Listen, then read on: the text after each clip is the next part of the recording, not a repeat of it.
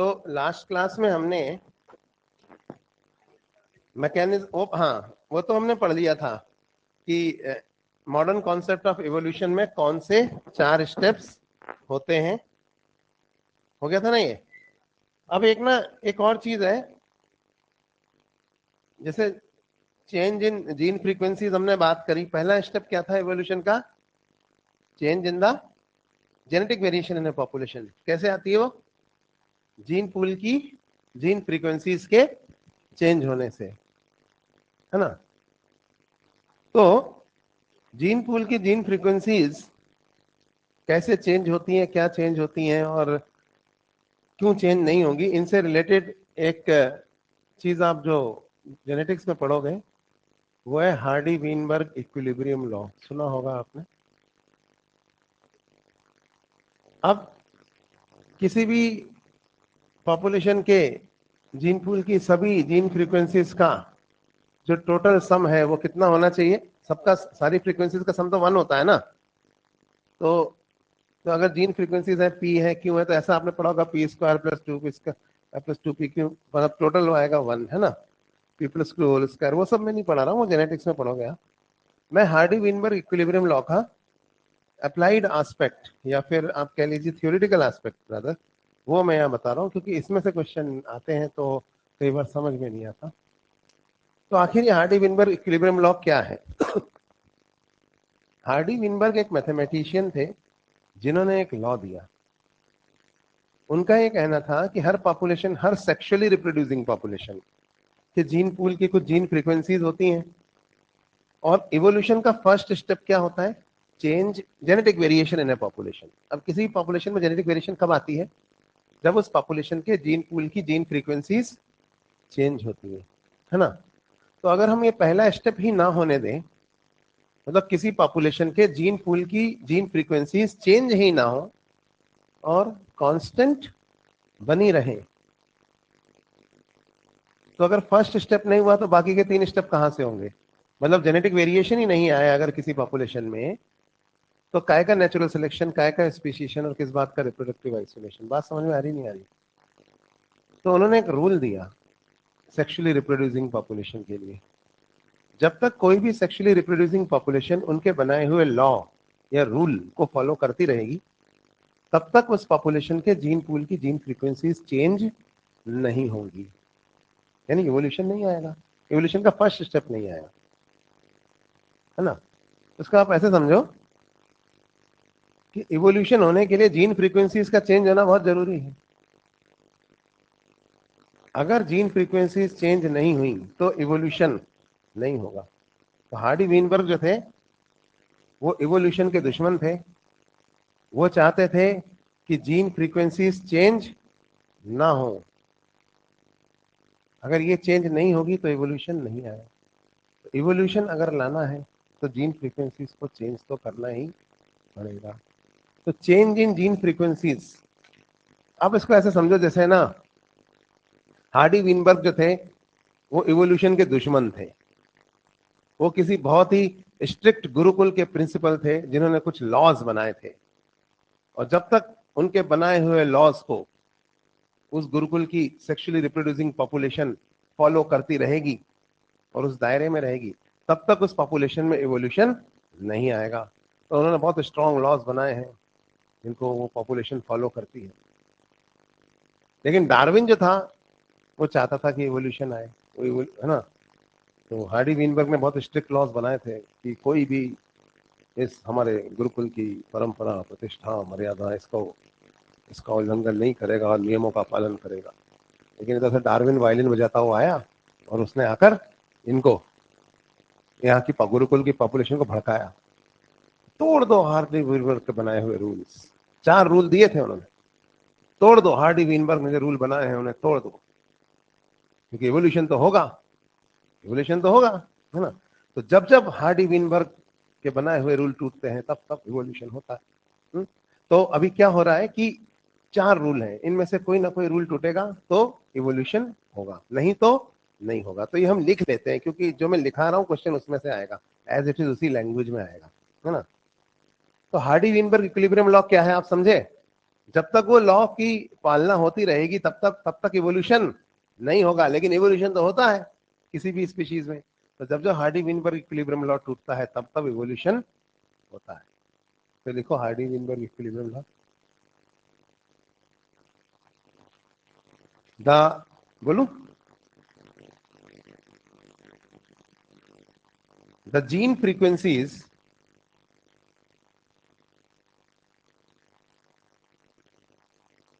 of the gene pool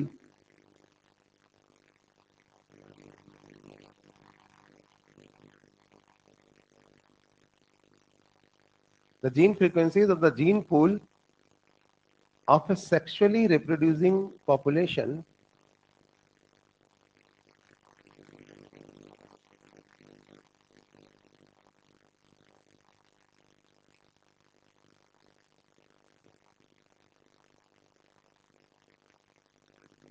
the gene frequencies of the gene pool of a sexually reproducing population will remain constant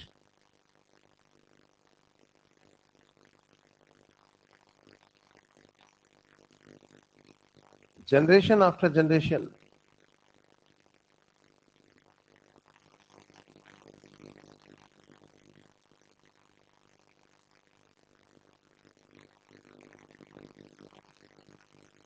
मतलब will not change, है ना, as long as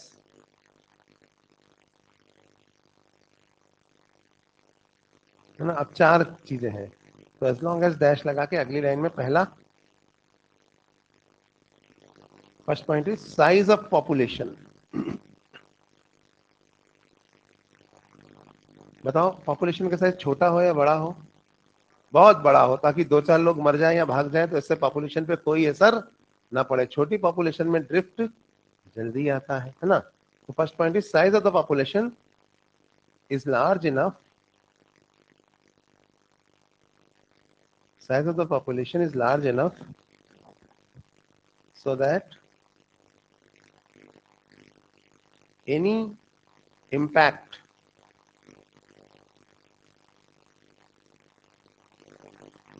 due to migration or death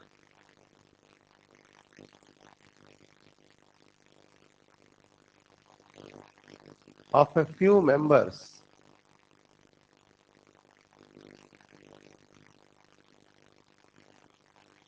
is insignificant.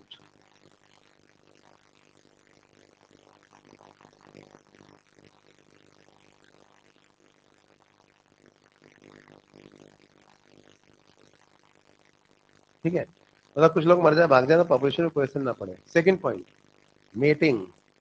तो mating random हो या non random हो? Random हो, क्योंकि non random होगी तो क्या होगा, जैसे हमने कहा था काले गायब हो गए गोरे बचे हैं सिर्फ, है ना, जीन फ्रीक्वेंसी चेंज हो जाएगी ना। तो मेटिंग ऑकर्स एट रैंडम, तो मेटिंग ऑकर्स एट रैंडम, मतलब रैंडम मेटिंग। तीसरा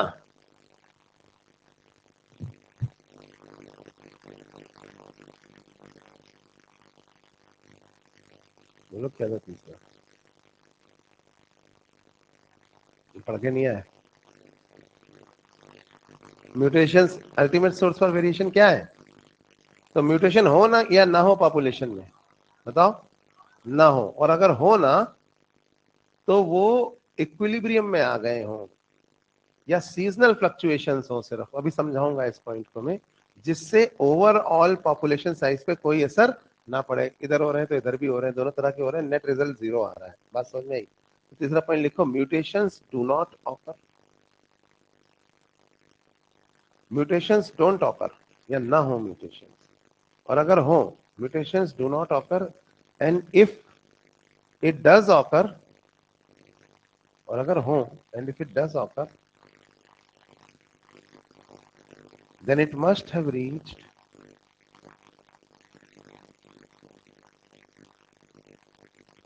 a state of equilibrium, तो वो इक्विलिब्रियम में आ गया है।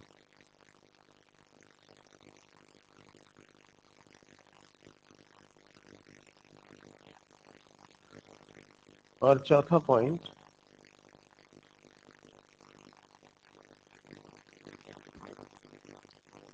All the members of the population survive. All the members of population survive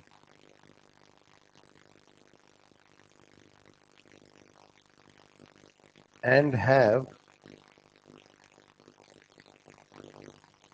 अच्छा बताओ, रेट ऑफ रिप्रोडक्शन पॉपुलेशन के सभी मेंबर्स का सेम होना चाहिए या डिफरेंट होना चाहिए? इक्वल होना चाहिए कि अनइक्वल होना चाहिए? इक्वल होना चाहिए। सब लोग बराबर बच्चे पैदा करें तो कहां से वेरिएशन आए, मतलब कहां से कोई पॉपुलेशन। लेकिन अगर कोई पॉपुलेशन के कुछ लोग ज्यादा बच्चे पैदा करने लगेंगे तो पॉपुलेशन तो ड्रिफ्ट हो जाएगी ना। So all the members of the population survive and have equal reproductive rate. तो सभी वेरिएशंस के रेट ऑफ रिप्रोडक्शन इक्वल होना चाहिए and have equal reproductive rate. अब इक्वल रिप्रोडक्शन रेट मतलब समझे आप, डिफरेंशियल रिप्रोडक्शन या non differential reproduction? Non differential reproduction, क्योंकि natural selection is nothing but differential reproduction. यही बात समझ पढ़ा था मतलब। देखो, struggle for existence is a constructive process and natural selection is actually differential reproduction. Organic evolution is actually descent by modification. ये ऐसे शब्द हैं, Darwin fail to explain arrival of the fittest. तीन तीन शब्दों के सेंटेंस है, डायरेक्ट आते हैं निकलो। ऑर्गेनिक इवोल्यूशन मतलब क्या है? Descent for modification. इसी तरह से नेचुरल सिलेक्शन की नियो डार्विनिज्म की डेफिनेशन क्या है? डिफरेंशियल रिप्रोडक्शन, मतलब जो ज्यादा बच्चे पैदा करेगा, बताया था ना मैंने, वो आगे निकल जाएगा, है ना। तो लिखो, क्या लिखा आपने? All the members of the population survive and have equal rate of reproduction, यानी कि नॉन डिफरेंशियल रिप्रोडक्शन। यानी अगर किसी देश में सभी जो लोग हैं, चाहे मेजोरिटी में हो चाहे माइनॉरिटी में, सब एक ही रेट में बच्चे पैदा करेंगे, तो क्या उस देश की डेमोग्राफी में कोई चेंज आएगा? नहीं आएगा। चेंज कब आता है? जब कोई सेक्शन रेट ऑफ रिप्रोडक्शन ज्यादा करे। तो वही बात है, इसी तरह से जानवरों में भी होता है कि अगर सभी स्पीशीज की सभी वेरिएशन अगर सेम रेट पे रिप्रोड्यूस कर रही हैं तो उस स्पीशीज के में इवोल्यूशन नहीं होगा, वो जैसी है वैसी ही रहेगी, है ना।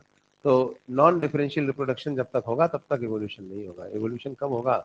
जब होगा डिफरेंशियल रिप्रोडक्शन। बात समझ में आई? तो ये हो गए चार हार्डी विनबर्ग इक्विलिब्रियम से रिलेटेड पॉइंट। तो हार्डी विनबर्ग इक्विलिब्रियम खत्म हो गया। एक ना सेकंड जो पॉइंट था ना, नेचुरल सिलेक्शन, ये तो जेनेटिक वेरिएशन इन पॉपुलेशन में ही आता है। नेचुरल सिलेक्शन में एक चीज होती है जेनेटिक बेसिस फॉर एडॉप्टेशन। ये एनसीईआरटी में नहीं है, पर आपको ये आनी चाहिए, पता होनी चाहिए कि कई बार एडॉप्टेशन या नेचुरल सिलेक्शन के जो बेसिस होते हैं ना, वो इन्वायरमेंटल स्ट्रेस को टॉलरेट करने की जो एबिलिटी है या फिट अनफिट होने की है, उसके बेसिस जो है ना वो जेनेटिक होते हैं। अब इसका क्या मतलब है? इसको लीडरबर्ग का रेप्लिका प्लेट एक्सपेरिमेंट सुना है कभी? तो इससे इन्होंने प्रूव किया था। अब ये एक्सपेरिमेंट क्या कहता है वो मैं बता देता हूँ। लीडरबर्ग और लीडरबर्ग दोनों ने ना एक एक्सपेरिमेंट किया जिसमें उन्होंने एक मास्टर प्लेट ली जिसमें एक कल्चर मीडियम था, और ये जो कल्चर मीडियम इस मास्टर प्लेट में उन्होंने रखा, ये एक्चुअली इक्वली सपोर्टिव था चारों तरह के बैक्टीरियाज के लिए। चार अलग अलग तरह के बैक्टीरियाज उन्होंने यहाँ लिए। उन बैक्टीरियाज को मैं बताऊंगा यहाँ कलर से, ठीक है। सपोज एक है रेड वाले, और एक है पर्पल वाले, एक है ग्रीन वाले, और एक है येलो वाले।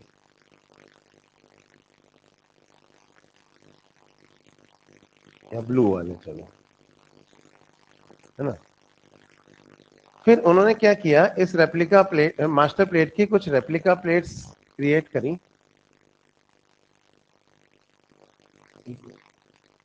जिसकी वजह से इन्होंने क्या किया, जो रेप्लिका प्लेट्स क्रिएट करी थी ना, चलो ये येलो वाले, उनके अंदर उन्होंने सेम कल्चर मीडियम लिया जो मास्टर प्लेट में लिया था ना, वही कल्चर मीडियम इन्होंने यहाँ पे इन रेप्लिका प्लेट्स में लिया।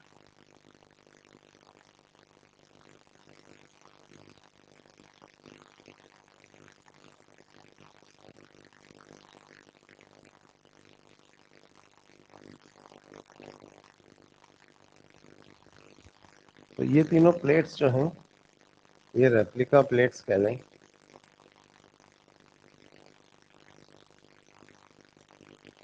और इनके अंदर यही वाला कल्चर मीडियम था जो इधर लिया गया था। और उन्होंने क्या किया, इनमें से एक प्लेट में उन्होंने क्या किया, जहर मिला दिया कल्चर मीडियम में। एंटीबायोटिक ट्रीटमेंट, एंटीबायोटिक जहर होते हैं ना, पहले स्ट्रेप्टोमाइसिन मिला के किया, बाद में पेनिसिलिन मिला के। खैर एक प्लेट में इन्होंने यहाँ पर एंटीबायोटिक मिला दिया कल्चर मीडियम के अंदर। अब जब इन्होंने एंटीबायोटिक मिला दिया ना एक प्लेट के अंदर, सपोज इस वाले के अंदर मिला दिया इन्होंने,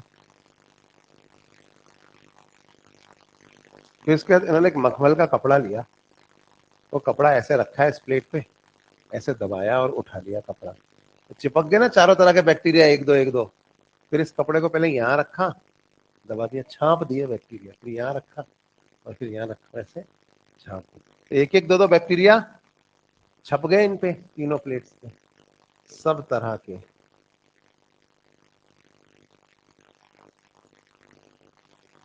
और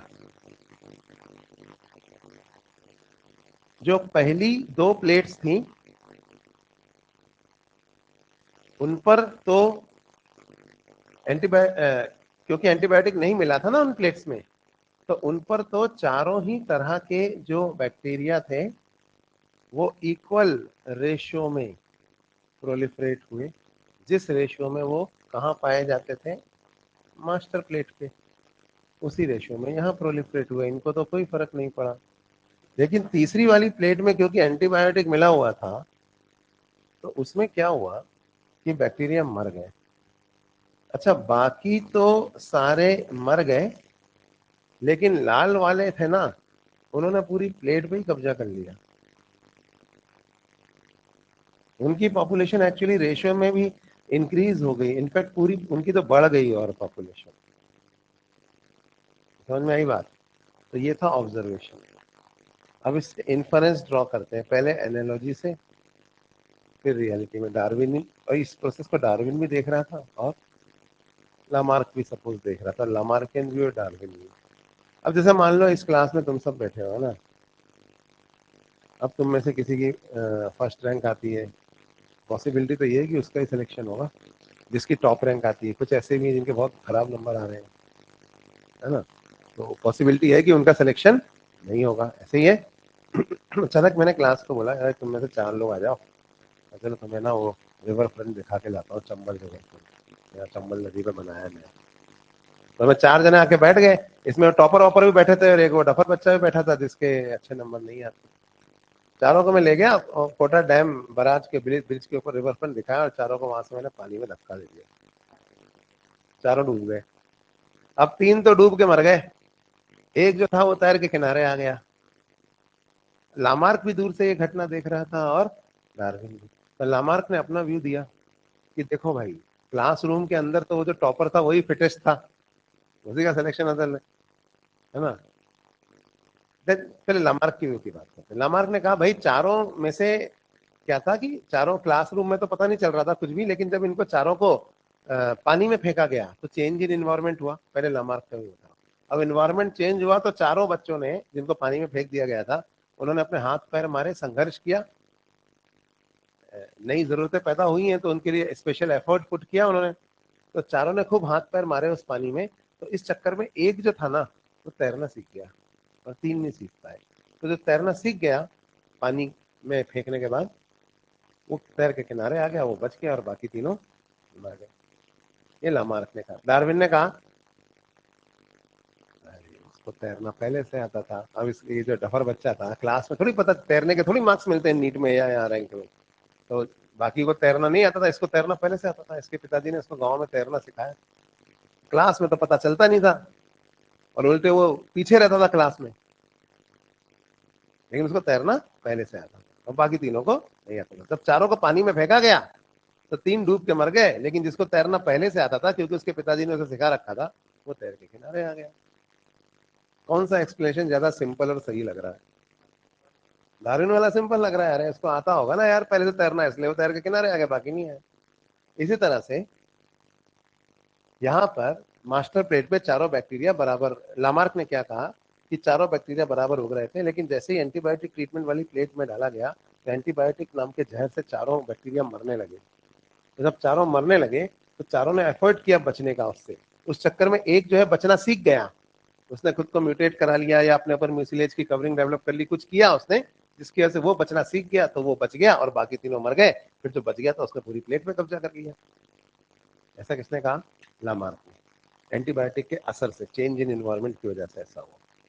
डार्विन ने कहा ऐसा नहीं है, ये लाल वालों के पास ना पहले से एक एंटीबायोटिक रेजिस्टेंट जीन था, लेकिन उस जीन की यूटिलिटी नहीं है, तो यूजलेस वेरिएशन है ना, तो इनको कोई एडवांटेज नहीं था, ये उतने ही उगते थे जितने बाकी चारों पैदा होते थे। फिर इस इन्वायरमेंट में वो एक यूजलेस वेरिएशन की जो थी उसकी वजह से इनको एडवांटेज मिल गया, यूजफुल हो गई, ये फिट हो गए और बाकी अनफिट हो गए, क्योंकि इनके पास एंटीबायोटिक रेजिस्टेंट जीन पहले से था, तो ये बच गए और बाकी मर गए। जैसे मान लो अभी क्लास में आप सब नीट की तैयारी कर रहे हो, किसी एक बच्चे के पास एक जीन है, वो जीन उसके ना खानदान में दादा परदादा के टाइम से है, और जीन है ज़ॉम्बी रेजिस्टेंट जीन। अब क्या है, उस जीन से क्या फर्क पड़ेगा, नीट में सीट थोड़ी मिल जाएगी, तो पड़ेगा उसको मिलेगी, तो वो सर्वाइव ही नहीं कर रहा है, इसमें कोई फायदा नहीं उसका। कोविड हो गया तो वही मर गया, बाकी तो फिर मतलब ये भी हो सकता है। लेकिन अभी क्या हुआ कि अम्ब्रेला कॉर्पोरेशन का टी वायरस लीक हो गया और सब जगह फैल गया और सब लोग ज़ॉम्बी बनने लगे, और जो ज़ॉम्बी ज़ॉम्बी को काट रहा है वो भी ज़ॉम्बी बन रहा है। धीरे धीरे धीरे धीरे सब ज़ॉम्बी बनते जा रहे हैं। अब ज़ॉम्बी बनने का नीड थोड़ी दोगे, खत्म होते जा रहे हैं। लेकिन वो उसके पास ज़ॉम्बी रेजिस्टेंट जीन था, उसको ज़ॉम्बी ने काटा, उसको कुछ हुआ ही नहीं। World Wars, I am the legend, देखिए नहीं देखी रेजिडेंट इविल, तो उसका कोई असर नहीं हुआ, बोला ये तो इम्यून है। जैसे आपने देखा होगा कोविड में कुछ लोग इम्यून थे, नहीं देखा आपने? उनको कुछ असर ही नहीं हुआ कोविड में, उनको एक बार भी कुछ बीमार नहीं हुए। अगर कोविड भयंकर तरीके से फैलता तो वही बचते, है ना। तो अब बाद में हम क्या है, इन्हीं के मतलब वो ज़ॉम्बी रेजिस्टेंट जीन था, उसके बाद उसी से वैक्सीन बना रहे हैं, उसकी एंटी सीरम बना रहे हैं, जो भी कर रहे हैं ना। तो कई बार हमारे अंदर कई वेरिएशंस ऐसी प्रेजेंट हैं जो कि नेचुरली प्रेजेंट है हमारे अंदर और हमारे खानदानी है, लेकिन उसका हमें कोई फायदा नहीं जब तक ऐसा कुछ हो ना जाए जिसके बाद वो हमें फिट कर दे और बाकियों को। हरी बात समझ में? तो जेनेट कई बार एडॉप्टेशन के या सर्वाइवल के या नेचुरल सिलेक्शन के बेसिस कैसे होते हैं, जेनेटिक। तो we may have numerous genes, यू में है, वाई में है, but those genes are useless unless until circumstances ऐसे हों कि वो जीन का कोई यूज हो, और जब वो सर्कमस्टेंस आए तो जिनके पास वो जीन होगा वही बचेंगे और बाकी जो है वो मरेंगे। ऐसे ही। चलो, तो ये हो गया adaptation for genetic basis. With that I think हमने ना ह्यूमन, सॉरी, इवोल्यूशन की थ्योरीज खत्म कर ली है। एक बार मॉड्यूल में देख लो कोई पॉइंट बचा हो तो, नहीं तो फिर हम ह्यूमन इवोल्यूशन पे आएंगे।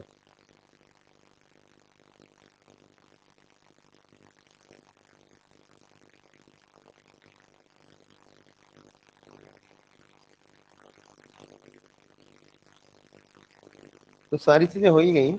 ह्यूमन इवोल्यूशन तो छोटा सा है, मैं एक टेबल बना के पढ़ा दूंगा, क्योंकि एनसीईआरटी में तो बहुत कम दिया है और एक एक लाइन में बहुत चीजें दी है।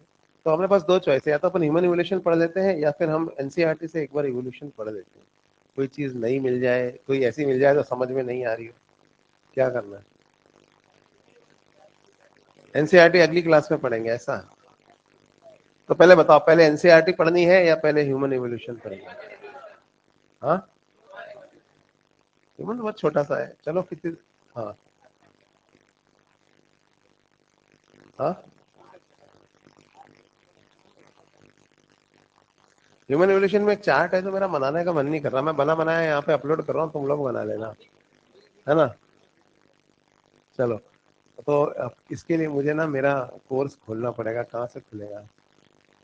यहीं से?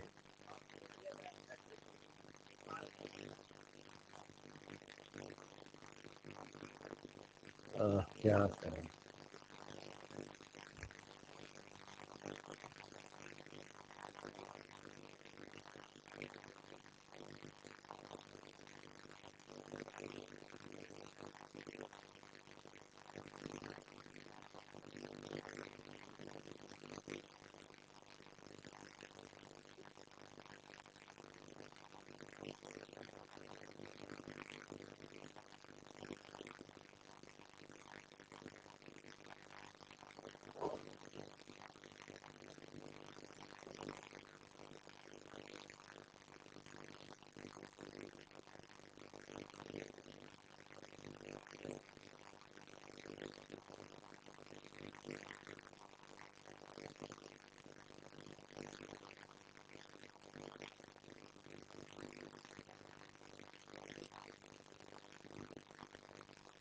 अरे वो पीडीएफ आता है ना इसमें,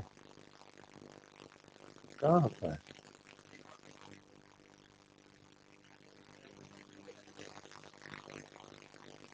नहीं।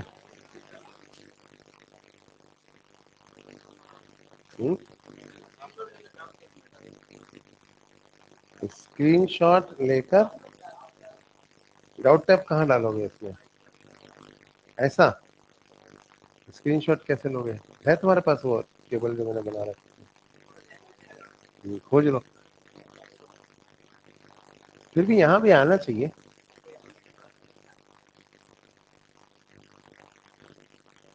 तो आएगा।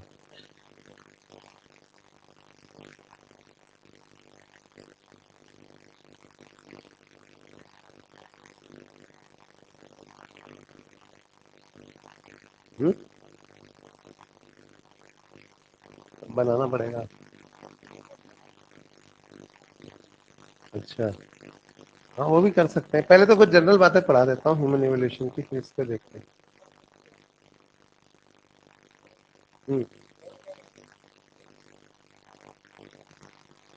नहीं, कहाँ है डाउट है?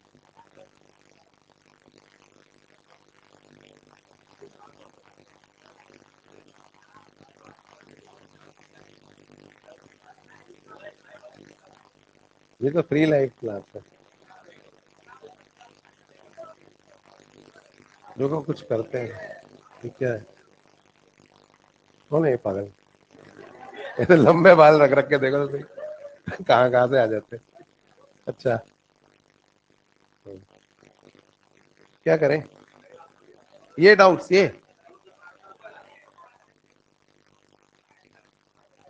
किधर है? कोई भेजेगा यहाँ? चलो भेजो, तब तक मैं पढ़ाना शुरू करता हूँ।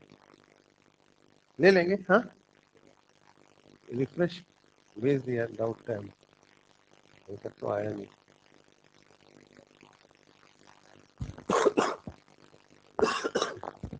चलो हम पढ़ना शुरू करते हैं। इमीडिएटली स्टार्ट की जरूरत नहीं पड़ेगी, पहले कुछ बेसिक बातें और हैं जो मैं, पर वो आता था ना पहले अपने को पीडीएफ। हाँ, वो किधर गया? एक सेकंड। हाँ, कहाँ? हाँ एक, नहीं, हाँ ये वाला नहीं, ये भी भेजना है इसकी। एक दो, और ये वाला तीन। ठीक है।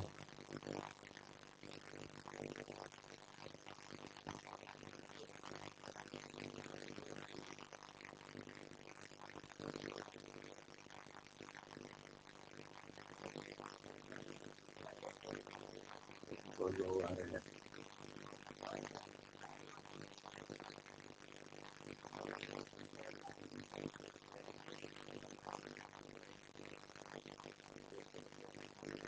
अभी आया नहीं है।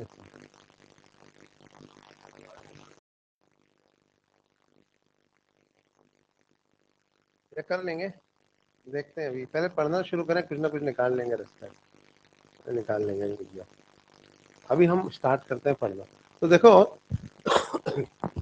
जो ह्यूमन इवोल्यूशन की बात है ना, ये स्टार्ट होती है विद प्राइमेट्स। प्राइमेट्स को हम दो कैटेगरीज में डिवाइड कर सकते हैं। ये है प्रोसीमियन और सीमियन। प्रोसीमियन, सीमियन मतलब होता है मंकी, तो बंदर से पहले और बंदर के बाद। अभी प्रोसीमियन में कौन आता है? प्रोसीमियन में आते हैं जैसे लेम्यूर, लॉरेस, जबकि सीमियन में आते हैं मंकी, एप और ह्यूमन। तो शुरू में क्या हुआ, सारे के सारे जो ये हमारे प्राइमेट, सॉरी, ह्यूमंस या प्राइमेट का एवोल्यूशन था। प्राइमेट्स कहाँ से इवॉल्व हुए? प्राइमेट्स शिरू नाम के मैमल से इवॉल्व हुए। शिरू एक ऐसा मैमल था जो जमीन पे रहता था, लंबी सी सूंड थी उसकी, और चीटी वीटी खाता था। है ना। तो वो श्रू नाम का मैमल जो था वो जमीन पे रहता था, फिर वो उसके लिए इतना अच्छा एनवायरनमेंट हुआ कि श्रूज इतनी ज्यादा हो गई कि कुछ श्रूज जो थी वो पेड़ पे चढ़ गई रहने के लिए, खाना वाना खाने के चक्कर में। तो जो पेड़ पे चढ़ गई वो कहलाई ट्री श्रूज। जो जमीन पे रहती थी उनकी लंबी सूंड थी वो क्या थी, एलिफेंट श्रूज। तो बेसिकली क्या हुआ कि लंबी सूंड वाली जो श्रू थी जो जमीन पे रहती थी वो एलिफेंट श्रू कहलाती थी। उनसे पेड़ पे चढ़ने वाली श्रू यानी कि ट्रू श्रूज इवॉल्व हुई और ट्री श्रूज, और ट्री श्रूज से फिर प्राइमेट्स इवॉल्व हुए। और जब हम पेड़ पे रहने जाते हैं तो वहां का जीवन जो है वो अलग होता है जमीन के जीवन से। टेरेस्टेरियल मोड ऑफ लाइफ ये होता है जमीन का जीवन, और आर्बोरियल मोड ऑफ लाइफ मतलब होता है वृक्षीय जीवन या पेड़ों का पे रहने का। So there were certain adaptations जो इन श्रूज के अंदर डेवलप हुई, and these are known as the adaptations for arboreal mode of life, कि पेड़ पे रहने के लिए उनके अंदर क्या क्या एडॉप्टेशंस आई। तो ये जो आर्बोरियल मोड ऑफ लाइफ था इसके लिए क्या एडॉप्टेशन आई, यहां से हम अपनी कहानी को शुरू करेंगे।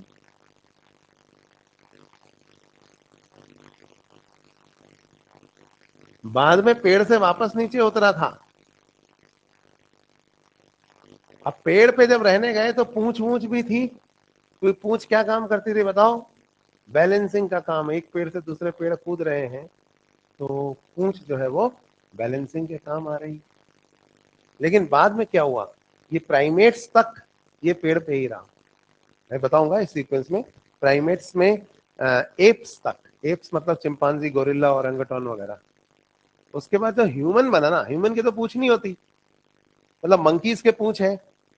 पूछ कहां से गायब होना शुरू हुई, एप्स से, और इंसान के अंदर वो गायब हो गई, है ना।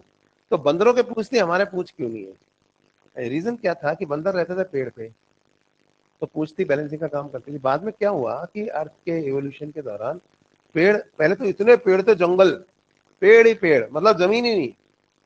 फिर धीरे धीरे जंगल थोड़े सूख गए समय के साथ, तो मैदान क्रिएट होने लगे। बात समझ में आ रही है। तो अब पेड़ों का डिस्टेंस दूर दूर हो गया एक पेड़ से दूसरे पेड़। तो अब जब डिस्टेंस इंक्रीज हो गया पेड़ों का और पेड़ कम हो गए तो दो चीजें हुई। पहला, पेड़ पर खाना, पेड़ ही कम है तो पेड़ पे खाना भी कम है, तो बंदरों को नीचे उतरना पड़ेगा। दूसरा, पहले तो दोनों पेड़ साथ साथ है, अब एक पेड़ यहाँ एक पेड़ वहां, बीच में मैदान आ गया है, पेड़ कम हो गए, इतने लंबे जंप नहीं लगा सकते, तो चल के जाना पड़ेगा ना एक पेड़ से दूसरे पेड़। तो जब वो नीचे उतरे पेड़ से वापस, पहले तो चढ़े, चढ़े तो पूंछ होगी, पूंछ काम भी आई बैलेंसिंग के। काफी टाइम तक पूंछ तो थी पहले से, पर इनके काम भी आई बैलेंसिंग में। पर जब ये वापस नीचे उतरे, बंदर से इंसान, तो पेड़ एक दूसरे से इतना दूर थे कि उनसे चल के जाना पड़ता था। तो चल के जाने में पूंछ का कोई यूज नहीं था, तो डिसयूज होना शुरू हो गया। दूसरा, इनको जमीन पे मजा आने लगा। इन्होंने कहा यार पेड़ पे वैसे भी कुछ खाने को दे नहीं, इधर उगाएंगे कुछ। खेती करके जब ये खाने, खेती करके नहीं खाते थे, एग्रीकल्चर तो 10,000 ईयर्स, 18,000 साल पहले शुरू हुआ, पर जमीन पे जो जो भी चीजें उग रही अपने आप उनको खाना शुरू किया इन्होंने। तो पेड़ों पे डिपेंडेंस जो थी वो कम हो गई। तो पेड़ पे अगर नहीं ज्यादा चढ़ेंगे तो पूंछ का डिसीज होगा, तो धीरे धीरे हमारी पूंछ भी गायब होगी, ट्रीज लेस हो गए। तो when you have to walk from one tree to another tree, then there's a lot of gap to be covered up. तो वॉकिंग की वजह से धीरे धीरे ये अडॉप्ट हो गए वापस टेरेस्टेरियल मोड ऑफ लाइफ। फिर वो तो लास्ट स्टेज थी, ह्यूमन एवोल्यूशन जब हुआ। अभी तो हम देख रहे हैं प्राइमेट कैसे बने। तो वो लंबी सी सूंड वाला जो शुरू था, जब वो पेड़ पे चढ़ा तो उसने वहां पेड़ के हिसाब से कुछ एडॉप्टेशन डेवलप करे, adaptation for arboreal mode of life. पहला एडॉप्टेशन जो इसने डेवलप किया पेड़ पे चढ़ने के बाद, वो था increased specialization of four limbs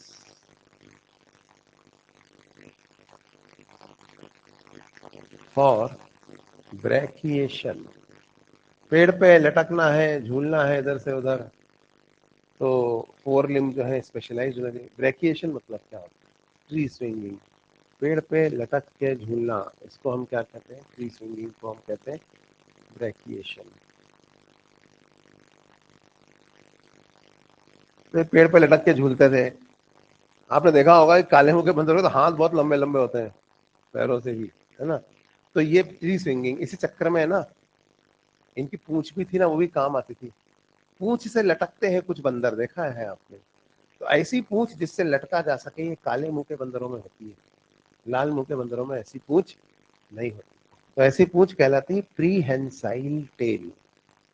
तो पहले ना बंदरों के प्रीहेंसाइल टेल थी, ऐसी पूंछ जिससे कि लटका जा सके। तो ये ट्री स्विंगिंग के लिए स्पेशलाइजेशन फोर लिम्स में डेवलप हुआ। इसी में एक स्पेशलाइजेशन क्या डेवलप हुआ बताओ, अपोजेबल थंब डेवलप हुआ। ग्रास्पिंग हैंड एंड फीट, चीजों को पकड़ना है।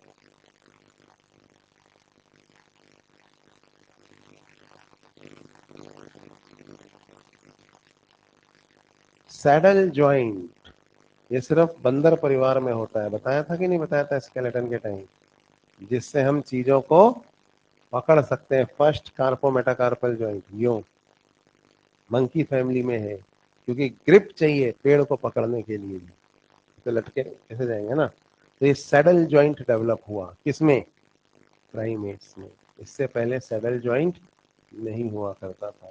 तो grasping hand and feet develop हुए। तीसरी चीज स्टीरियोस्कोपिक विजन। स्टीरियोस्कोपिक विजन को ही हम बायनोकुलर विजन भी कहते हैं, ज्यादा सही शब्द स्टीरियोस्कोपिक विजन है। आप कहेंगे ये क्या होता है स्टीरियोस्कोपिक विजन, बता देता हूँ क्या होता है। गधा, गाय, बैल, कुत्ता, सब एक आंख इधर एक आंख इधर, ऐसे है ना। बंदर परिवार, दोनों आंखें आगे, मुझे जुबान केसरी, है ना। तो क्या हुआ, दोनों आंखें कहाँ हैं, आगे। क्यों, तो मतलब shifting of eyes from lateral to, बंदर थोड़ी खाता है ना, लेटरल टू वेंट्रल। इससे क्या फायदा होगा। सो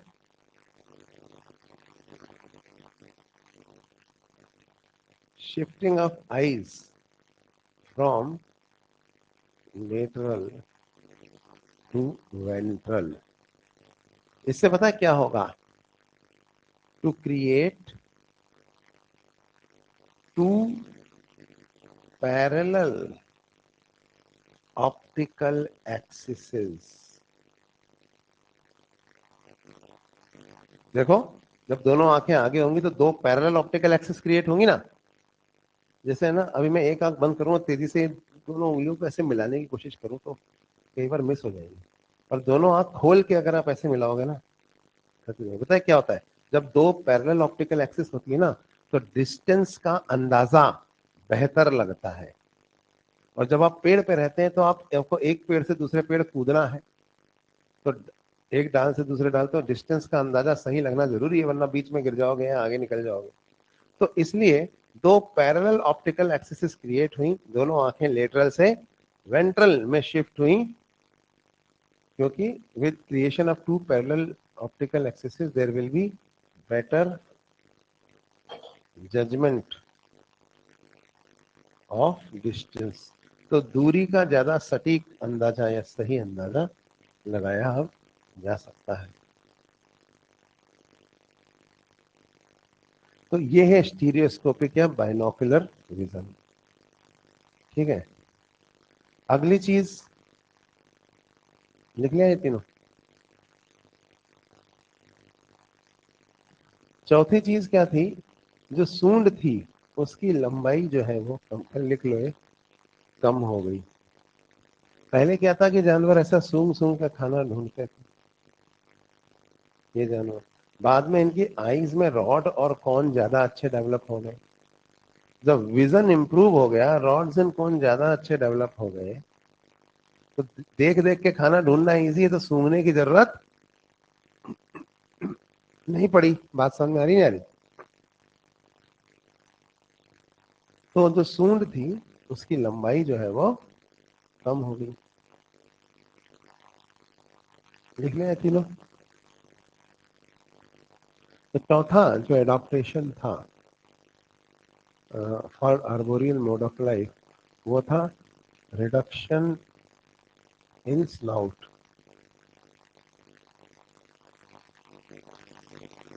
यानी कि reduced sense of smell. Sense of smell जो थी वो रिड्यूस हो गई पहले से। क्यों ऐसा हुआ? Due to improvement in vision.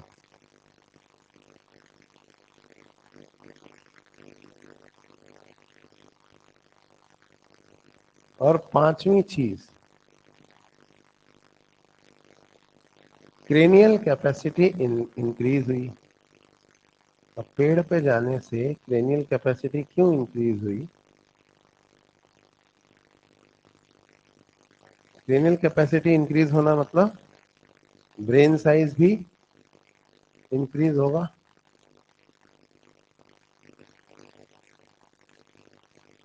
क्योंकि जब आप पेड़, अच्छा आप बताओ, पेड़ पे रहोगे तो आपको ज्यादा अलर्ट रहने की जरूरत नहीं पड़ेगी। सो टू इंक्रीज अलर्टनेस, ब्रेन का साइज इंक्रीज हो रहा है।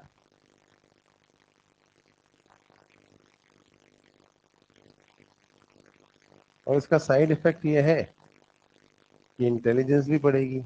सलकाए और गहराई बढ़ेंगे तो इंटेलिजेंस भी बढ़ेगी। पेड़ पे कोई इंटेलिजेंट बनने के लिए जरूर चलाता हो, और वहां चढ़ा तो ब्रेन का फंक्शन बढ़ा क्योंकि अलर्टनेस बढ़ी। गिर जाओगे ब्रेन से, पेड़ से नीचे, तो ब्रेन अलर्टनेस बढ़ी तो सलकाए गहराई बढ़े तो इंटेलिजेंस भी बढ़ेगी।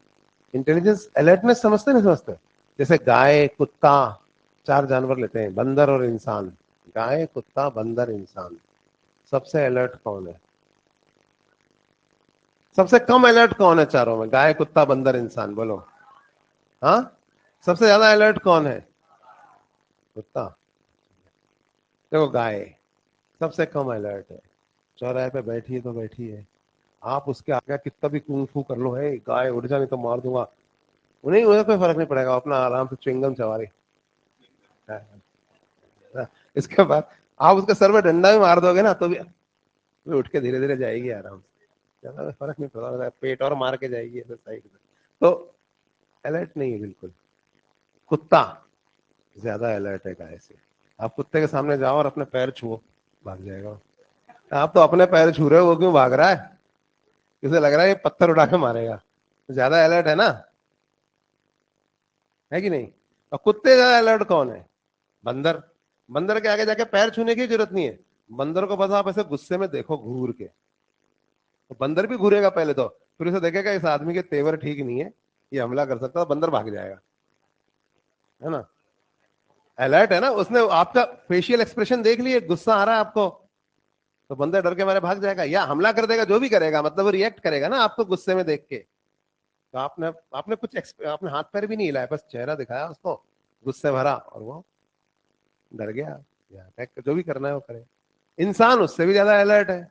अब इंसान को क्या है, सामने से गुस्से गुस्सा भी दिखाने की जरूरत नहीं है, उसको कुछ ज्यादा ही प्यार दिखा दो, और ये ऐसे क्यों देख रहा है यार, थप्पड़ से डर नहीं लगता, है ना? हाँ, तो इंसान बहुत अलर्ट हो गया है। अब उसे थप्पड़ से भी डर नहीं लगता, उसे प्यार से डर लगता है।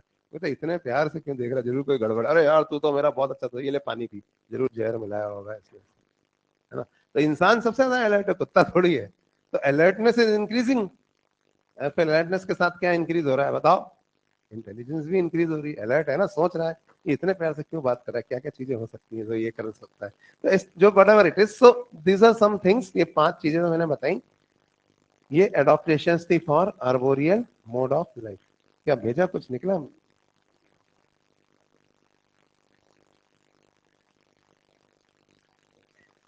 अभी नहीं आया? बना ही देते हैं यार टेबल, है ना?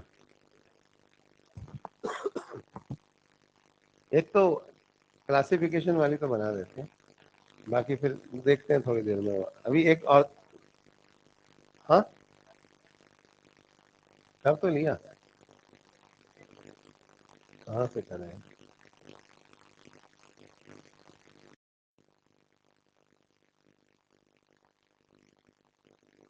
कोई डाउट नहीं। अच्छा, तो हम बात करते हैं प्राइमेट्स की। प्राइमेट से पहले तो हम प्रोसीमियन सीमियन में डिवाइड किया था ना हमने। तो प्राइमेट दरअसल एक ऑर्डर है, तो ऑर्डर है प्राइमेट्स। इस ऑर्डर प्राइमेट्स को हम डिवाइड कर सकते हैं कुछ सब ऑर्डर्स में। हालांकि ये क्लासिफिकेशन तो एनसीईआरटी में नहीं है, पर ये आपको आनी चाहिए, थोड़ा बहुत आइडिया होना चाहिए। ऑर्डर प्राइमेट्स की 3 सब ऑर्डर्स होती हैं।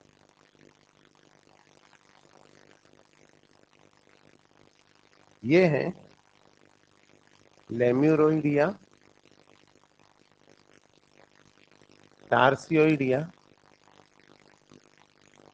और तीसरी होती है एंथ्रोपोइडिया। एंथ्रोपोई मतलब समझते हैं, ह्यूमन।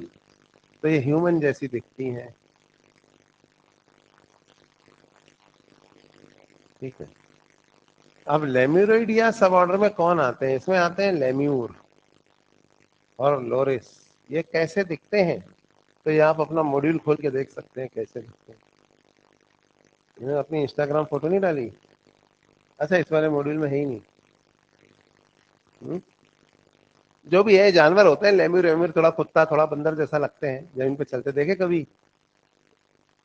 नहीं दिए? कुत्ता जैसा होता है लेकिन बंदर जैसा भी होता है, वो चढ़ जाता है पेड़ पे।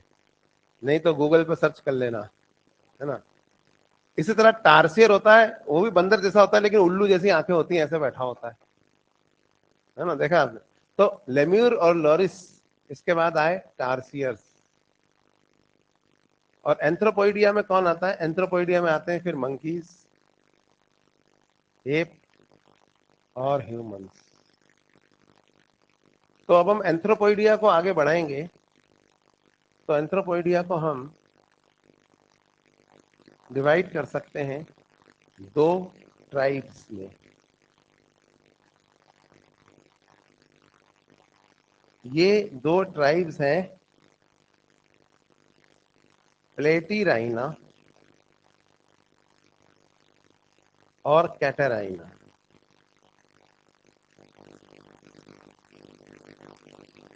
प्लेटी मतलब क्या होता है? प्लेटी मतलब होता है फ्लैट। प्लेटी हेलेमेंथिस सुना है कभी? तो प्लेटिस मतलब फ्लैट, राइना मतलब नोज, कैटेराइना। प्लेटीराइना मतलब चपटी नाक, कैटेराइना मतलब उभरी हुई नाक, है ना। अब जब नाक चपटी होगी तो नॉस्ट्रिल आगे देख रहे होंगे ना दोनों, और अगर नाक हमारी तरह होगी उभरी हुई तो नॉस्ट्रिल कहाँ देख रहे होंगे? नीचे, है ना। तो इसमें नॉस्ट्रिल आर फेसिंग फॉरवर्ड्स, और इसमें कैटेराइना में नॉस्ट्रिल्स आर फेसिंग डाउनवर्ड्स। तो जो काले मुंह के बंदर में नॉस्ट्रिल आगे होते हैं या लाल मुंह के बंदर में? काले मुंह के बंदर में होते हैं ना। ने देखे ही नहीं कभी? तो वेस्ट इंडीज क्रिकेट टीम देखी कभी? ऐसा भाग रहे हैं, बॉलिंग कर रहे हैं, ऐसा पता लग जाता है डार्विन में, है ना। सही कह रहा है। तो इनमें जो नॉस्ट्रिल्स हैं वो ज्यादा विजिबल होंगे, आपने देखा होगा निग्रो रेस के अंदर। मैं ये नहीं कह रहा कि वो काले मुंह के बंदर है ना, रेसिस्ट कमेंट हो जाए। लेकिन हम एक जनरल बात बता रहे हैं कि अगर आप देखो तो फ्लैट जो नोज है, नोज फ्लैट होगी तो नॉस्ट्रिल्स जो है वो कहाँ देख रहे होंगे? आगे की तरफ। तो जो काले मुंह के बंदर होते हैं, जिनको हम लंगूर कहते हैं, है ना, वो लंगूर प्लेटिराइना में आते हैं, लंगूर। और ये लंगूर पता है कौन है? ये है न्यू वर्ल्ड मंकीज। यहां पे आपके लिए ये जानना जरूरी है कि न्यू वर्ल्ड दरअसल ओल्ड है, और जो ओल्ड वर्ल्ड है वो दरअसल न्यू है। क्योंकि ये सारी साइंस जो हम पढ़ रहे हैं ये सब यूरोपियंस ने लिखी थी ना शुरू में। तो यूरोपियंस अपने वर्ल्ड को यानी यूरोप को क्या मानते थे? Old world. फिर उन्होंने अफ्रीका ढूंढा, तो अफ्रीका उन्होंने ढूंढा तो उन्होंने कहा अफ्रीका इज न्यू वर्ल्ड, है ना। और उनका ये भी लॉजिक था कि देखो हम तो कितने सिविलाइज्ड हो गए, डेवलप हो गए, ये अभी भी वही झिंगा लाला चल रहा है इनके यहाँ। इसका मतलब ये बाद में ये नई दुनिया है, ये अभी उतने लेवल तक आगे बढ़ नहीं पाए, आदिवासी है तो सारे ना। जबकि दरअसल बाद में हमें पता चला कि अफ्रीका जो है वो तो यूरोप से भी पुराना है, और इंसानियत या ह्यूमैनिटी पहले अफ्रीका में आई थी, सब पता है ना आपको। तो न्यू वर्ल्ड ओल्ड है और ओल्ड वर्ल्ड न्यू है। तो न्यू वर्ल्ड मंकी दरअसल ज्यादा पुराने हैं, बात समझ में आई। इनको हम प्लेटिराइना में करते हैं। जबकि कैटेराइना को हम फिर से डिवाइड कर सकते हैं 3 फैमिलीज में। ये जो 3 फैमिलीज हैं ये कौन कौन सी हैं? ये है सर्कोपिथेसिडाई,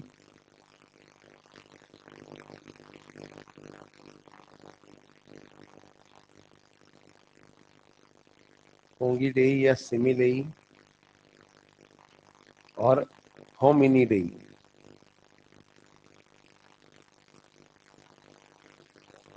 इसमें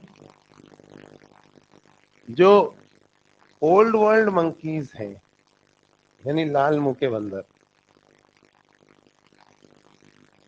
ये इसमें आते हैं। एप्स सिमिलेई में आते हैं। एप्स में भी पहले गिबन, फिर ओरंगुटान, फिर गोरिल्ला, लास्ट में चिंपैंजी।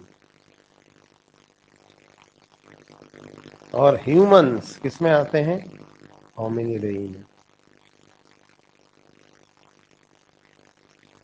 तो अब आप इस टेबल से आप खुद ही समझ सकते हो कि ह्यूमन के ज्यादा करीब कौन है, बताओ, लेम्यूर या टार्सियर? टार्सियर। अच्छा, न्यू वर्ल्ड मंकी या tarsier? New world. New world monkey या old world monkey? Old world monkey. इनमें मेस्ट्रुअल साइकिल चलती है, इसमें एस्ट्रस साइकिल चलती है। ये ज्यादा इंटेलिजेंट होते हैं। कौन से? लाल मुंह के बंदर ज्यादा बदमाश होता है, देखा नहीं? कपड़ा चुरा ले जाते हैं, फिरौती मांगते हैं। जयपुर में एक गैंग है, गलता गैंग बंदरों का। तो सब्जी वाले को आधे इधर से डाइवर्ट करेंगे, दूसरे पीछे से केले उठा ले जाएंगे। नहीं सुना आपने? चोर होते हैं बहुत खतरनाक लाल मुंह के बंदर, ज्यादा interest. Planet of the apps देखिए, किसी ने, एक मूवी है। और लाल मुंह के बंदर जो थे ना, वो ज्यादा चालाक थे। सारे मिनिस्टर मिनिस्टर कौन थे? लाल मुंह। सोल्जर कौन थे जो देश के लिए जान देने जा रहे हैं? काले मुंह के बंदर। तो अभी क्या है, लाल मुंह के बंदर वैसे भी ज्यादा होशियार है। आप देखो, कहना नहीं चाहिए पर आपने देखा होगा, अंग्रेज नीग्रो लोगों से ज्यादा होशियार होते हैं इन जनरल, तेज होते हैं जैसे भी है ना। और ये कोई रूल नहीं है। वाटसन को जब नहीं छोड़ा, दुनिया ने रेसिस्ट बोल दिया जब उसने कहा था कि निग्रो के डीएनए से व्हाइट का डीएनए बेटर है, तो फिर उसी को नहीं छोड़ा। पता है ना आपको? एनीवेज, तो इंटेलिजेंस आपने देखी होगी। या आप ऐसे कह लीजिए, निग्रो लोग थोड़े सीधे साधे होते हैं, अंग्रेज चालाक ज्यादा है। हम लोग, देखा जाए तो हम सबसे ज्यादा चालाक है, लेकिन हम कहीं बीच में आते हैं साइंस के डेवलपमेंट के हिसाब से। तो वही अंग्रेज लाल मुंह के बंदर, निग्रो जो हो गए, इस तरह से इधर से आ गए। तो इंटेलिजेंस भी इनमें ज्यादा होती है, ओल्ड वर्ल्ड मंकीज में। इनसे ज्यादा इंटेलिजेंट कौन था? एप्स। अब एप्स आगे जमीन पे रहने, इनके पूछ पूछ सब जो है धीरे धीरे गायब हुई। पहले आया गिबन, फिर ओरंगुटान, फिर गोरिल्ला। सबसे इंटेलिजेंट एप, क्वेश्चन आएगा, सबसे इंटेलिजेंट एप चिंपैंजी। समझ में आ रही है बात? वो प्लेनेट ऑफ द एप में चिंपैंजी सब साइंटिस्ट थे। तो और ह्यूमन के सबसे करीब कौन सा है? तो भी आंसर चिंपैंजी है। हालांकि गोरिल्ला बाद में आया था, लेकिन चिंपैंजी ही सबसे क्लोज है। और होमिनिडाई में तो कौन आता है? ह्यूमन। इवोल्यूशन की जो स्टडीज चल रही है ना, तो हम लोग स्पेस में जानवर भेज रहे हैं, आपने सुना होगा।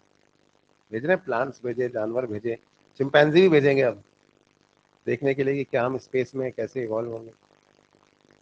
अब तो जीके आती नहीं है नीट में, एम्स में आती थी। कौन सा जानवर भेजा सबसे पहले?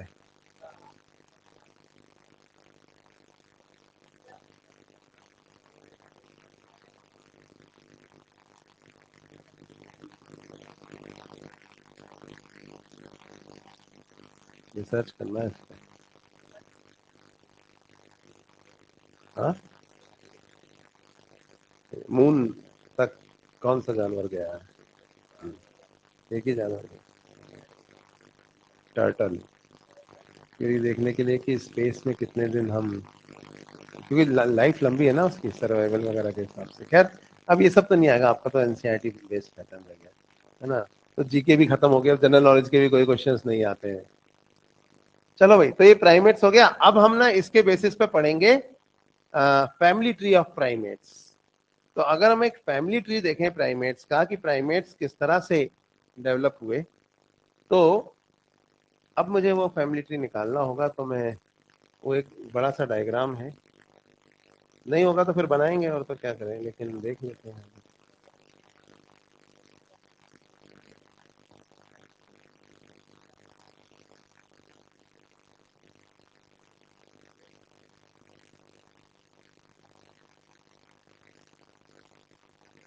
एक बार ट्राई करते हैं अगर अपना तो।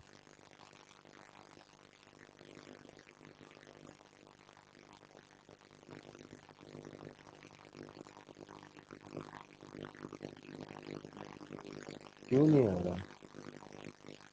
जैसे ये इवोल्यूशन का है तो इसका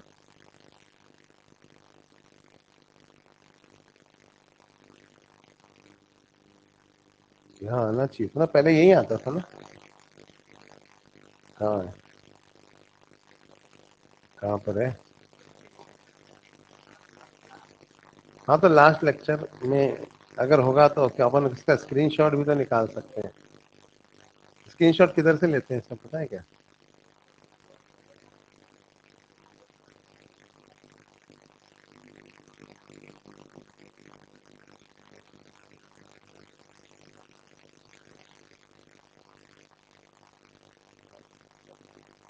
आ गया। हम्म।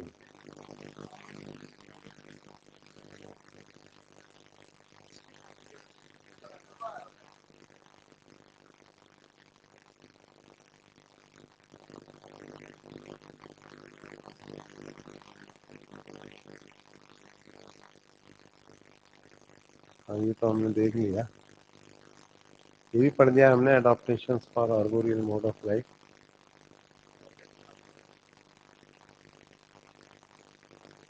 ये भी अभी हो गया ना, वो तो सेम चीज, कोई फर्क ही नहीं। ये वो जानवर है, ये टार्सियर है, ये लेम्यूर है। सब इनके आधार वाली फोटो है, ब्यूटी प्लस करके बढ़िया इंस्टा पे डाल रखी है सबने। अच्छा, प्रोसीमियन सीमन मैंने बता ही दिया था आपको क्या फर्क होता है। और क्रेनियल कैपेसिटी भी अगर हम देखेंगे तो गोरिल्ला की ज्यादा होती है चिंपैंजी से, लेकिन खोपड़ी बड़ी होने से कोई ज्यादा होशियार नहीं हो जाता है, याद रखना। सल्काए और गहराए ज्यादा होने चाहिए। तो क्या क्या सिमिलरिटीज हैं? क्रोमोसोम नंबर 3 और 6 तो है ना, का जो बेंडिंग पैटर्न है वो तो ह्यूमन में और चिंपैंजी में बिल्कुल सेम है। इससे पता चलता है कि वो हमारा डायरेक्ट पूर्वज था। अब ये वाला देखेंगे हम, एक चार्ट, छोटा नहीं होगा, हो जाएगा।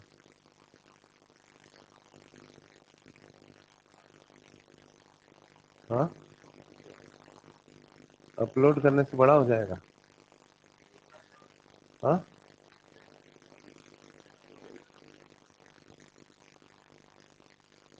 अब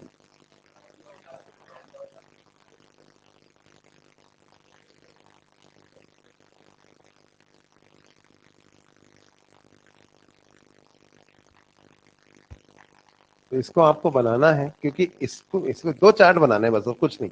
उस चार्ट के बाहर से चैलेंज दे रहा हूँ, क्वेश्चन नहीं आएगा, लेकिन एनसीईआरटी के बाहर से आएगा।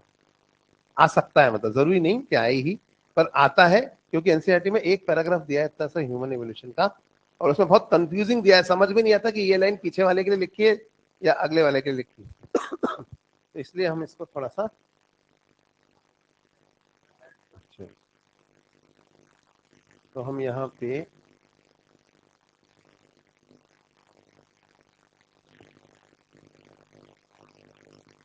दो स्लाइड्स हैं जो आपको कॉपी करनी है, या आप जैसे चाहें, मैंने तो यहाँ पे दिखा दिया आपको, मैं समझा दूंगा इसको। दिख रही है फुल स्क्रीन? कैसे आएगा इधर से? अब इस स्लाइड को देख लो, दिख रही है ना सबको? इसमें मैंने क्या किया है, इधर रखे हैं मैंने पीरियड्स, टर्शरी और क्वार्टनरी। यहाँ रखे हैं मैंने epochs, Palaeocene, Eocene, Oligocene, Miocene, Pliocene, Pleistocene और होलोसिन। और इधर मैंने ये एक सीक्वेंस रखा है। यहाँ पे जिनको ग्रीन से लिखा है उनकी ग्रीन लाइट जल रही है, यानी वो आज भी पाए जाते हैं।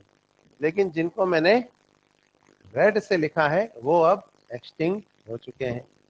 एरो जहां से शुरू हो रहा है वो जानवर वहां पे प्रकट हुआ था, और जहां वो एरो खत्म हो रहा है वहां तक वो पाया जाता है।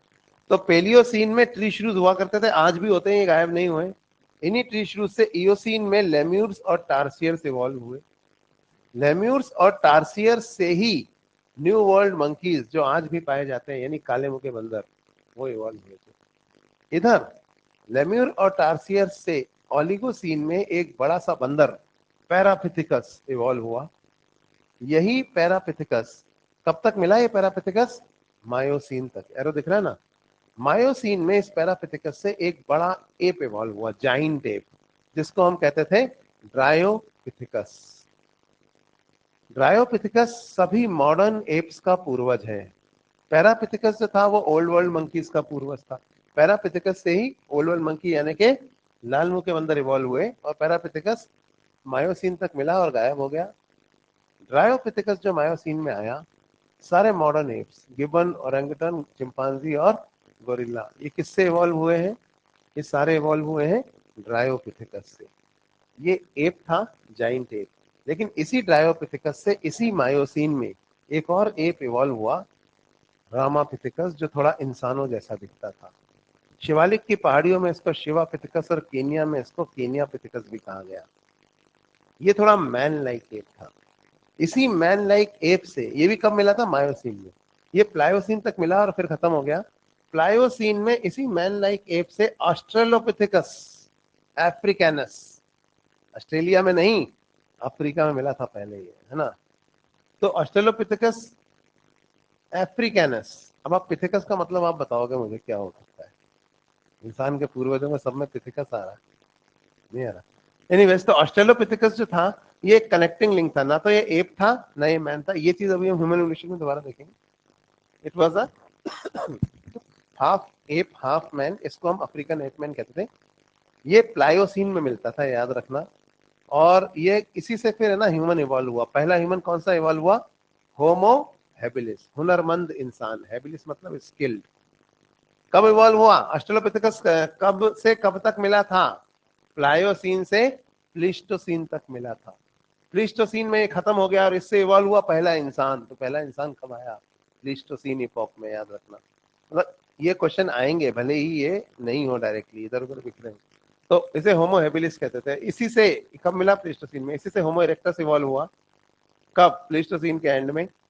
और होलोथीन जब शुरू हो रहा था तो इसी से निएंडरथल भी इवॉल्व हुआ। इसको भी डिटेल में पढ़ेंगे, लेकिन इवोल्यूशन की डायरेक्ट लाइन में इससे क्रोमैग्नन आया होलोथीन में, और क्रोमैग्नन से आजकल का मॉडर्न मैन, जिसे क्या कहा जाता है? होमो सेपियन आया। तो अगर क्वेश्चन आए कि मॉडर्न एप्स का पूर्वज कौन है, तो आंसर है Dryopithecus. Last ape ancestor of man कौन था? Ramapithecus. Connecting link between ape and man कौन था? ऑस्ट्रेलोपिथेकस। फर्स्ट होमिनिड या फर्स्ट होमिनिड एंसेस्टर या human ancestor of modern man कौन था? Homo habilis. Direct ancestor of modern man कौन है? क्रो-मैग्नन। इस सीक्वेंस याद हो रहा है आपको? आपका आजकल के मैन को कहते हैं होमो सेपियन। तो ये एक, इससे कई क्वेश्चंस आपके सॉल्व हो जाएंगे। और इसके बाद हम पढ़ेंगे इस चीज को हाईलाइट करते हुए, यानी कि ह्यूमन इवोल्यूशन। तो ये प्राइमेट्स का एक फैमिली ट्री है जो आप बना लो या क्या करोगे? बनाना है?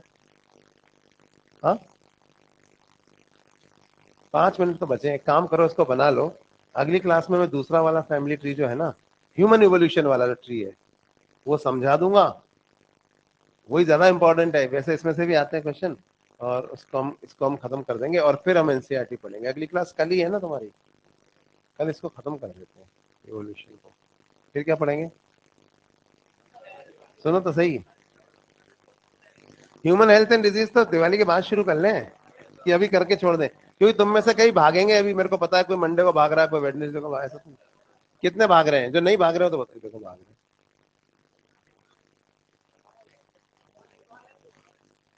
हाँ, अकेले भाग रहे हो या पूरे ग्रुप में भाग रहे हैं? देखो, अच्छा, एक छोटी सी चीज रह गई, वो मैं बता देता हूँ यहाँ। देखो, जेनेटिक ड्रिफ्ट बताई थी ना मैंने आपको। जेनेटिक ड्रिफ्ट भी दो तरह की हो सकती है। एक होती है रैंडम ड्रिफ्ट,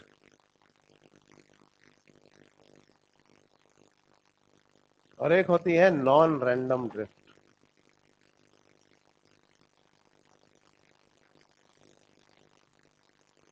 दोनों में क्या फर्क होता है ये देख लेते हैं।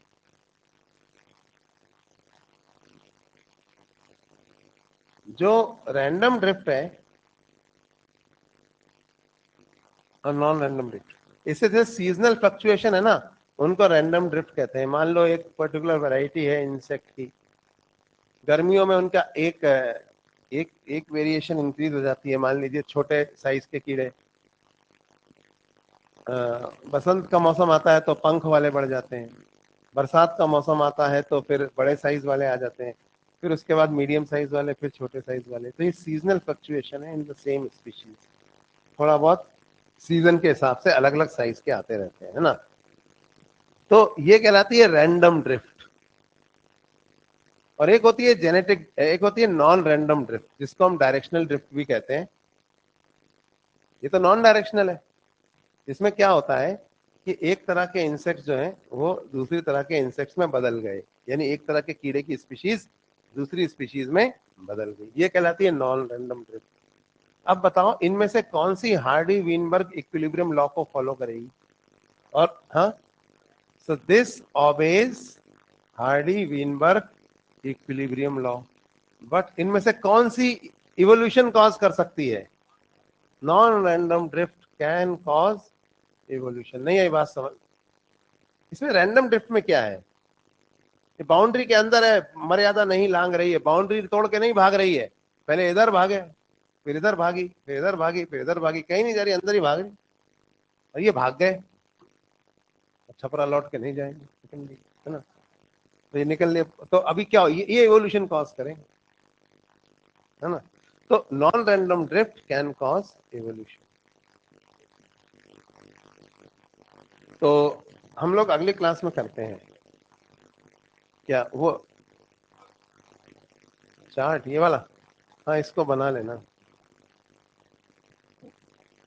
उसके बाद वाला इससे ज्यादा इंपॉर्टेंट है, ये भी है, पर इससे आपके कई क्वेश्चंस जो हैं वो सॉल्व हो जाएंगे।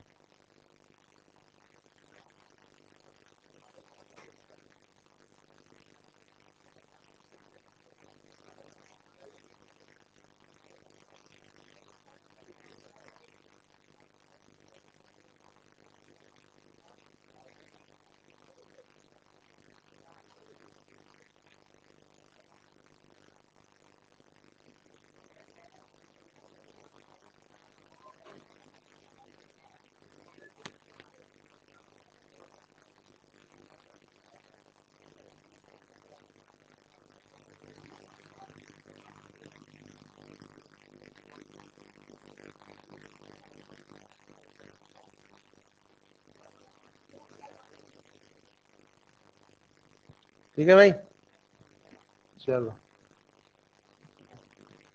कल पढ़ के आओ एनसीईआरटी भी पूरा। मैं इसलिए कह रहा हूँ क्योंकि एनसीईआरटी में ना इवोल्यूशन जब आप पढ़ोगे तो कुछ लाइनें समझ में नहीं आएंगी, थोड़ी इंग्लिश टफ है या कई वो इररेलेवेंट सी बीच में आ गई हैं।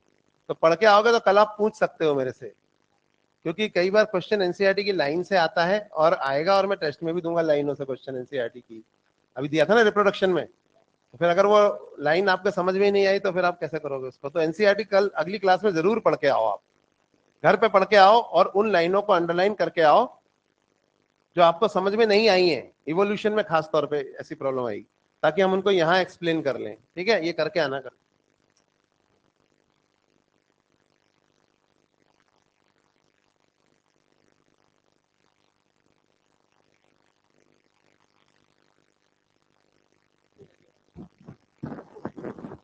हेलो।